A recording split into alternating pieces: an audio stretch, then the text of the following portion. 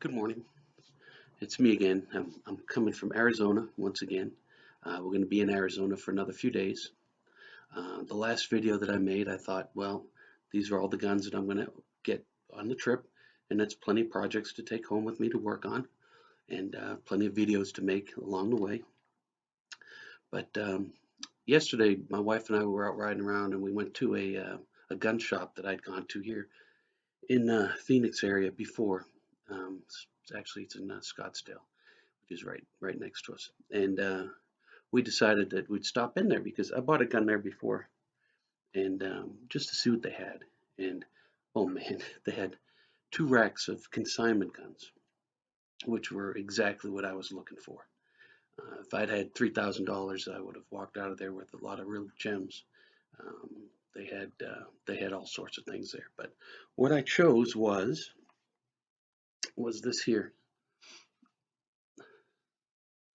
This is a VZ Czechoslovakian Model 52. It's a semi-automatic. It was made in 1954. They made them from 52 to 58, I think it was.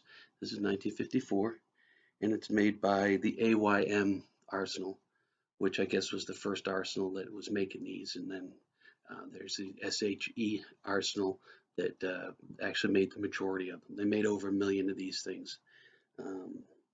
Some people call them the Czechoslovakian SKS, whatever, but they're not like that at all. This gun, it comes in, or it came in, it still comes in, 7.62 by 45. Anybody that knows ammo knows that the 7.62 times 45 is a defunct ammo. It was made only for this gun. That's all. So I guess the Russians, the Soviets at the time, wanted to bring the Czechoslovakian rifles into line with theirs. So they made them start producing, I think it was in 1957, I think they made them start producing them in the 7.62 times 39, which is more like the AK round, the SKS round. So they did that. So of course they stopped making the 45, the 7.62 by 45 round. So we'll talk about that in a minute. This gun, this rifle, like I said, it's got a metal pad that comes off, and inside there's holes, which there's cleaning kit. Mine doesn't have a cleaning kit in it, obviously.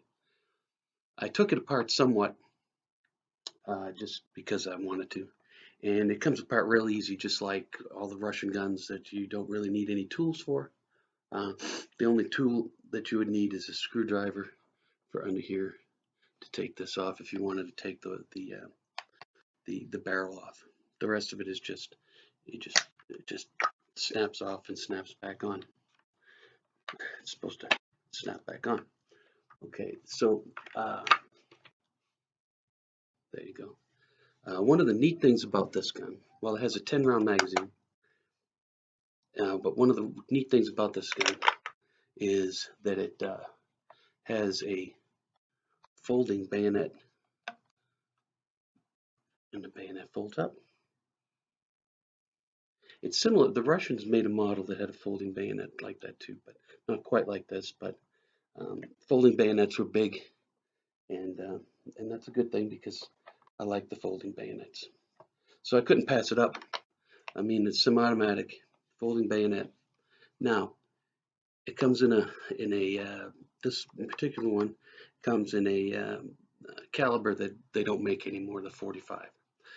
So what it looks like the owner that before me did was they sell conversion kits that you put inside, and it rechambers the rifle with a conversion kit instead of actually having to get a new barrel.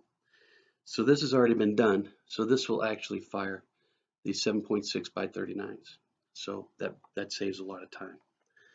You can get the 45s, but I think I saw a box of 10 of them for like $65 or something like that. And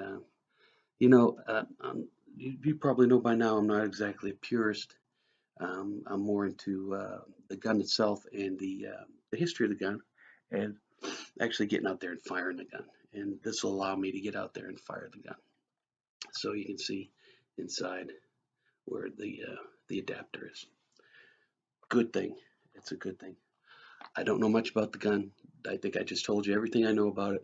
When I do the actual restoration, which I got to get some oil and stuff off the stock itself, and I'm going to maybe touch up.